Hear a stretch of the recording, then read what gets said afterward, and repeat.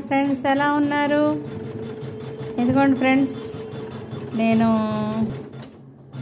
పోయినసారి మీకు back neck చూపించినట్టున్నాను కదా, దానికి ఇప్పుడు ఫ్రంట్ నెక్ వేస్తున్నాను. ఫ్రంట్ నెక్ వచ్చేసి ఎందుకోండి ఎలా ఉందో చూడండి. ఓకేనా? ఇదిగో ఇది బ్యాక్ నెక్.